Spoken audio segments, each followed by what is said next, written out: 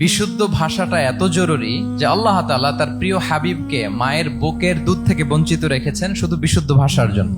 একজন মানুষ সর্বপ্রথম কোন জিনিসের প্রেমে পড়ে জানেন? কথার প্রেমে পড়ে। কথার ধরন, কণ্ঠস্বর, তার অ্যাটিটিউড, তার শব্দের জাদু, এটা মানুষের হৃদয়কে জয় করে ফেলে। তো রাসূল সাল্লাল্লাহু আলাইহি ইসলামের এই এলোকোয়েন্স ছিল। তিনি বলতেন আল্লাহ তাআলা আমাকে সর্বমর্ম বাচন ভঙ্গির অধিকারী করেছেন। মানে উনি যেটা বলতেন এটা ছিল very precise in wording but comprehensive in meaning. এটার যে দোতনা, এটার যে appeal to the heart of the people, to the heart of the listener, এটা অসাধারণ। মানুষের হৃদয়কে জয় করে ফেলতো। আল্লাহু আকবার। তিনি এমন ভাবে কথা বলতেন, কথার মাঝখানে মাঝখানে পজ দিতেন, মানে একটু থামতেন যাতে করে শ্রোতারা বুঝতে পারে। এত চমৎকার করে ওনার প্রেজেন্টেশন ছিল, বক্তব্য মালাগুলো ছিল, ফলে যারা শুনতেছে ইজিলি মুখস্থ করে ফেলতে পারত। রাসূল সাল্লাল্লাহু আলাইহি ইসলামের সবচাইতে বড় ভাষণটি ছিল বিদায় হজের ভাষণ, খুব সম্ভবত। ওই ভাষণের টেক্সট গুলোকে যদি একসাথে করা হয়, আমার মনে হয় 10 মিনিটের বেশি লাগবে না ওই টেক্সট গুলো পড়তে। তার মানে সবচাইতে বড় যে ভাষণ ওনার, ওটা কত ছিল? 10 থেকে 12 মিনিটের ভাষণ ছিল। আমরা তো ঘন্টার পর ঘন্টা বক্তব্য করি, তারপরেও তো আমরা মানুষের মনকে খুশি করতে পারি না। উনি সেই যে 1400 বছর আগে